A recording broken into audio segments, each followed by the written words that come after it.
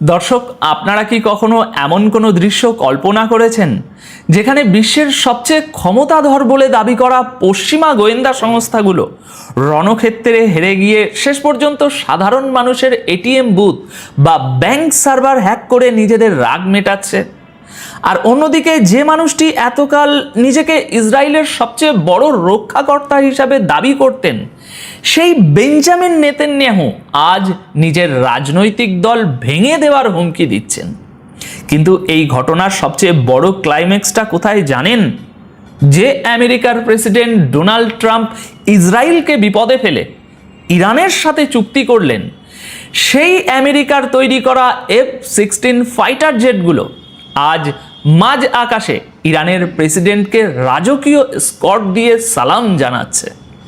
হ্যাঁ দর্শক, আপনারা ঠিকই শুনেছেন।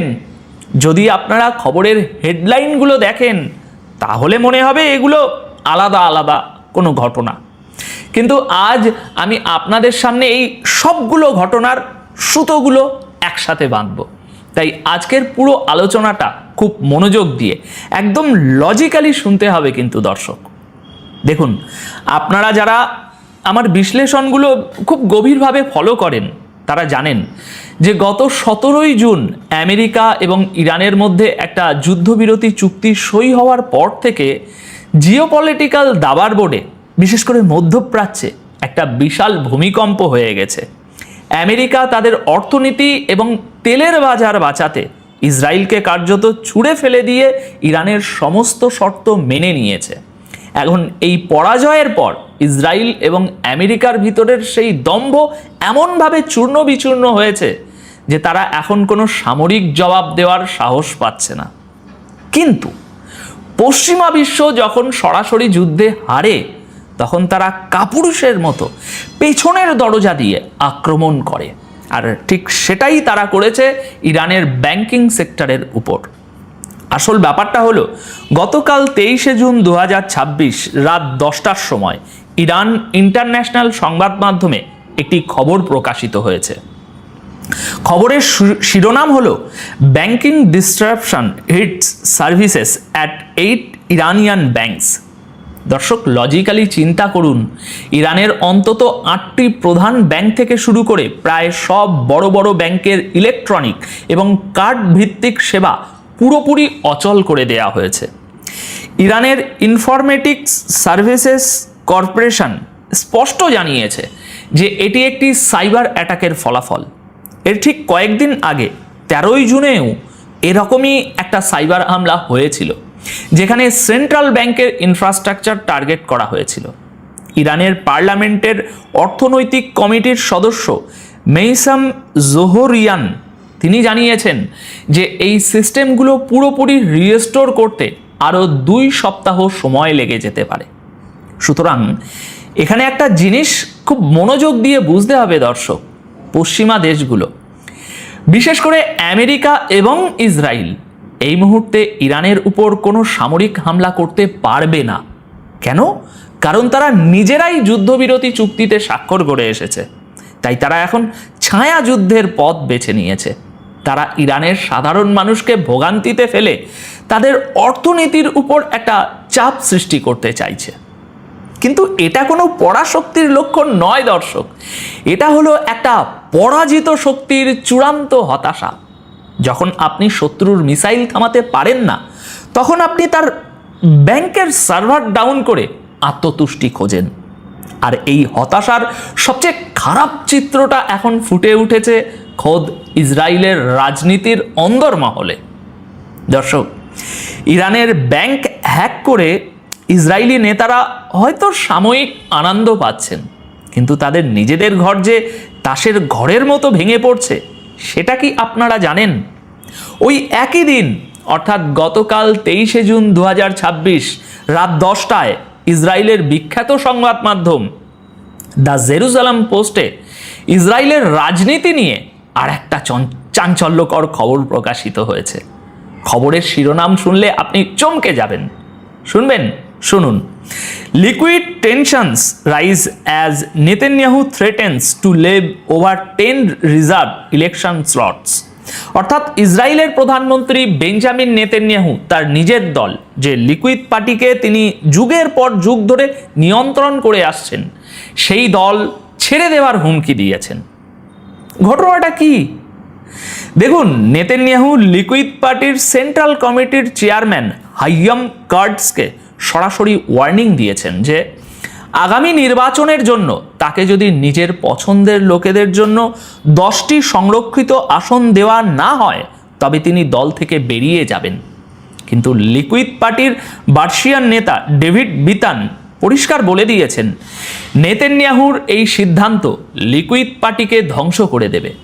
বিতান বলেছেন, লিকুইড পার্টি সবসময় গণতন্ত্রের উপর ভিত্তি করে চলেছে, আর নির্বাচনের ঠিক 1 মাস আগে এভাবে দলের ভিতরের ভোটাভুটি বাতিল করা যায় না। ডেভিড বিটান তো এই কথাও বলে দিয়েছেন যে নেতানিয়াহু যদি এভাবে চলেন তবে আগামী 8 বছরের মধ্যে লিকুইড পার্টির কোনো অস্তিত্বই থাকবে না। দর্শক, এই পুরো ঘটনার পিছনের জিওপলিটিক্যাল সাইকোলজিটা বুঝতে চেষ্টা করুন। নেতানিয়াহু কেন হঠাৎ করে এত বেপরোয়া হয়ে উঠলেন? কারণ তিনি খুব ভালো করেই জানেন যে ইরানের সাথে আমেরিকার এই চুক্তির পর ইসরায়েলের জনগণের কাছে তার আর কোনো গ্রহণযোগ্যতা নেই। এই যুদ্ধে ইসরায়েল জঘন্যভাবে হেরেছে। নেতানিয়াহুর বিরুদ্ধে দুর্নীতির মামলা ঝুলছে, দেশের অর্থনীতি ধ্বংসের মুখে। তিনি এখন যে কোনো মূল্যে নিজের অনুগত লোকেদের পার্লামেন্টে বসিয়ে নিজের পিঠ বাঁচাতে চাইছেন। কিন্তু সবচেয়ে ইন্টারেস্টিং পয়েন্ট হলো, ডেভিড বিতান এই সাক্ষাৎকারে কার উপর সবচেয়ে বেশি ক্ষোভ ঝেড়েছে জানেন? ডোনাল্ড ট্রাম্পের উপর। বিতান প্রকাশ্যে বলেছেন ট্রাম্প ইসরায়েল এবং লিকুইড পার্টির মারাত্মক ক্ষতি করেছেন। এটা একদম পরিষ্কার। চিন্তা করুন দর্শক, যে ট্রাম্পকে ইসরায়েল একসময় দেবতার মতো পুজো করত, আজ সেই লিকুইড পার্টির নেতারাই সেই ট্রাম্পকে ইসরায়েলের পতনের কারণ হিসাবে দায়ী করছেন। বিতান আরও একটা ভয়ঙ্কর ভবিষ্যৎবাণী করেছেন। তিনি বলেছেন, ইরানের সাথে এই যুদ্ধটা শেষ হয়নি। আগামী প্রতি 1.5 থেকে 2 বছর পর পর ইসরায়েলকে ইরানের সাথে যুদ্ধে জড়াতে হবে, কারণ ইরান ক্রমাগত শক্তিশালী হচ্ছে। দর্শক, একটা দেশ যার অর্থনীতি ধ্বংসের পথে, যাদের জনগণ দিশাহারা, তারা যদি প্রতি 2 বছর পর পর ইরানের মতো একটা সুপার পাওয়ারের সাথে যুদ্ধে জড়ায়, তাহলে সেই দেশের অস্তিত্ব আর কতদিন টিকবে? পশ্চিমা দুনিয়ার তৈরি করা এই স্টেট আজ ভিতর থেকেই পচে গলে যাচ্ছে। কিন্তু দর্শক, ইসরায়েল যখন নিজের ভিতরে এই গৃহযুদ্ধে ব্যস্ত, তখন গ্লোবাল সাউথ বসে নেই। তারা পলিটিক্যাল দাবার বোর্ডে এমন একটা চাল দিয়েছে যা পশ্চিমাদের গালে একটা সাপাটে চড় মারার মতো। এবার আসুন সেই ঐতিহাসিক ঘটনার দিকে তাকাই। আজ 24শে জুন 2026 মধ্যরাতে ডিফেন্স সিকিউরিটি এশিয়াতে একটা দুর্দান্ত খবর প্রকাশিত হয়েছে। খবরের শিরোনাম, Pakistan air force fighter jets escorts Iranian president Pezeshkian signaling new post war Tehran Islamabad strategic access. দর্শক, ঘটনাটা একটু ভিজুয়ালাইজ করুন। 17ই জুন আমেরিকার সাথে যুদ্ধবিরতির পর ইরানের প্রেসিডেন্ট মাসুদ পেজিশিয়ান তার প্রথম বিদেশ সফরে বের হয়েছেন। তিনি গেছেন কোথায়? পাকিস্তানের রাজধানী ইসলামাবাদে। যখন ইরানের প্রেসিডেন্টের বিশেষ বিমান পাকিস্তানের আকাশসীমায় প্রবেশ করে, তখন পাকিস্তান এয়ারফোর্স তাদের 6টি ফাইটার জেট, যার মধ্যে আমেরিকার তৈরি করা F-16 এবং চীনের তৈরি J-17 ছিল, সেগুলো দিয়ে মাঝ আকাশে প্রেসিডেন্টকে রাজকীয় স্কট দিয়ে নিয়ে আসে। এরপর নূর খান এয়ারবেসের উপর দিয়ে সেই ফাইটার জেটগুলো ফ্লাই পাস্ট করে এবং প্রেসিডেন্টকে 21 তোপধ্বনি দিয়ে গার্ড অফ অনার দেয়া হয়। আপনারা কি এই ডিপ্লোম্যাটিক মেসেজ বা কূটনৈতিক বার্তার গভীরতা বুঝতে পারছেন দর্শক? পারছেন? পাকিস্তান আমেরিকাকে বুঝিয়ে দিল, তোমাদের তৈরি করা F-16 যুদ্ধবিমান দিয়ে আমরা আজ আমাদের ভাই ইরানের প্রেসিডেন্টকে সম্মান জানাচ্ছি। এই পুরো ঘটনাটা শুধু একটা প্রোটোকল ছিল না, এটা ছিল একটা জিওপলিটিক্যাল স্টেটমেন্ট। আর পেজিশিয়ানের ওই বিমানের নাম কি ছিল জানেন? মিনাব 168। এর পেছনের ঐতিহাসিক প্রেক্ষাপটটা হলো গত 28শে ফেব্রুয়ারি আমেরিকা এবং ইসরায়েল যখন ইরানের মিনাব শহরে একটি বালিকা বিদ্যালয়ে বর্বরোচিত হামলা চালিয়ে 168 জন নিরীহ মানুষকে হত্যা করেছিল, সেই শহীদদের স্মরণে এই বিমানের নামকরণ করা হয়েছে। অর্থাৎ ইরান সেই ক্ষোভটাকে একটা কূটনৈতিক অস্ত্রে পরিণত করে পুরো বিশ্বকে দেখিয়ে দিল যে পশ্চিমাদের সেই বর্বরতার পরও তারা মাথা উঁচু করে দাঁড়িয়ে আছে এবং তাদের পাশে এখন শক্তিশালী মিত্ররা আছে। দর্শক, এবার আসুন সেই চরম সত্যের মুখোমুখি হই, যে সিক্রেট আমি ভিডিওর শুরুতে উন্মোচন করার কথা বলেছিলাম। আপনাদের নিশ্চয়ই মনে এই প্রশ্ন জাগছে যে ইরানের প্রেসিডেন্ট যুদ্ধ শেষ হওয়ার মাত্র 6 দিনের মাথায় কেন হঠাৎ করে পাকিস্তানে গেলেন? কেন পাকিস্তান তাকে এত বিশাল সামরিক সম্মান দিল? দর্শক, এর উত্তর লুকিয়ে আছে গতকাল 23শে জুন 2026 দুপুর 2:18 মেহের নিউজ এজেন্সিতে প্রকাশিত একটা রিপোর্টে। ইরানের প্রেসিডেন্ট পেজিশিয়ান সাহেব তেহরান ছাড়ার আগে সাংবাদিকদের সামনে এমন একটা কথা ফাঁস করেছেন যা শুনলে ওয়াশিংটনের নীতি নির্ধারকদের ঘুম হারাম হয়ে যাবে। পেজিশিয়ান প্রকাশ্যে বলেছেন যে আমেরিকা এবং ইরানের মধ্যে এই যে মেমোরেন্ডাম অফ আন্ডারস্ট্যান্ডিং সই হলো, এই পুরো ডিলটার পিছনে মূল মধ্যস্থতাকারী ছিল পাকিস্তান। পেজিশিয়ান পরিষ্কার বলেছেন যে পাকিস্তানের প্রধানমন্ত্রী শাহবাজ শরীফ, সেনাপ্রধান ফিল্ড মার্শাল আসিফ মুনির এবং স্বরাষ্ট্রমন্ত্রী মহসিন নকভি, এই মানুষগুলো পর্দার আড়ালে থেকে আমেরিকা এবং ইরানের মধ্যে এই চুক্তির রূপরেখা তৈরি করেছেন। পেজিশিয়ান সাহেব তার বক্তব্যে একটা ভয়ঙ্কর সত্য স্বীকার করেছেন।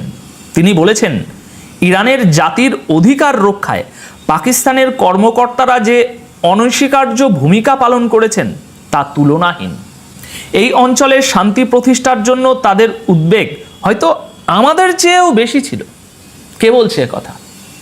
লজিক্যালি চিন্তা করুন দর্শক, আমেরিকা, যে দেশটা নিজেদেরকে বিশ্বের পুলিশ মনে করে, তারা ইরানের সাথে সরাসরি ডিল করতে পারছিল না। তাদের ইকোনমি যখন ডুবতে বসেছে, ইউরোপ যখন তাদের উপর থেকে মুখ ফিরিয়ে নিচ্ছে, তখন তারা বাধ্য হয়ে পাকিস্তানের হাত ধরেছে। ওয়াশিংটনকে ইসলামাবাদের মাধ্যমে তেহরানের কাছে শান্তির ভিক্ষে চাইতে হয়েছে রে ভাই। দর্শক, এটাই হলো মাল্টিপোলার ওয়ার্ল্ডের আসল চিত্র। একটা সময় ছিল যখন আমেরিকা একটা ফোন কল করলো আর মধ্যপ্রাচ্যের দেশগুলো ভয়ে ঠকঠক ঠকঠক করে কাঁপত। আর আজ আমেরিকা যখন স্যাংশন তুলে নেওয়ার চুক্তি করে, তখন সেই চুক্তির মধ্যস্থতাকারী হিসাবে কাজ করে নন ওয়েস্টার্ন দেশগুলো। পাকিস্তান এবং ইরানের এই নতুন কৌশলগত জোট প্রমাণ করে দিল যে এশিয়া এখন আর পশ্চিমাদের হাতের পুতুল নয়। ইসরায়েল যখন নিজেদের অস্তিত্ব বাঁচাতে নিজেদের মধ্যেই কামড়াকামড়ি করছে, তখন এশিয়ান ব্লক নিজেদের মধ্যেকার ভুল বোঝাবুঝি মিটিয়ে একটা বিশাল সামরিক ও অর্থনৈতিক শক্তির বলয় তৈরি করেছে বা করছে। এখন আপনাদের কাছে আমার প্রশ্ন দর্শক, আপনাদের কি মনে হয় ইসরায়েলের ভিতরে এই যে চরম হতাশা এবং নেতানিয়াহুর দল ভাঙার এই যে খেলা, এটা কি ইসরায়েলকে ভিতর থেকে পুরোপুরি ধ্বংস করে দেবে? ডেভিড বিতান যে বললেন প্রতি 2 বছর পর পর যুদ্ধ হবে, ইসরায়েলের সাধারণ মানুষ কি এই মানসিক চাপ নিয়ে বাঁচতে পারবে? লজিক্যালি চিন্তা করুন এবং আপনাদের মতামত অবশ্যই নিচে কমেন্ট করে জানান। সাধারণ মিডিয়া এই খবরগুলো কখনোই আপনাদের সামনে এভাবে বিশ্লেষণ করে আনবে না, তাই সত্যটাকে ছড়িয়ে দিতে এই ভিডিওটি প্রচুর পরিমাণে শেয়ার করুন। জিওপলিটিক্সের এই গভীর বিশ্লেষণগুলো আমি এভাবেই আপনাদের সামনে তুলে ধরব। আপাতত এই প্রতিবেদন তাহলে এ পর্যন্তই। সবাই খুব ভালো থাকবেন, সুস্থ থাকবেন। ধন্যবাদ আপনাদের সকলকে।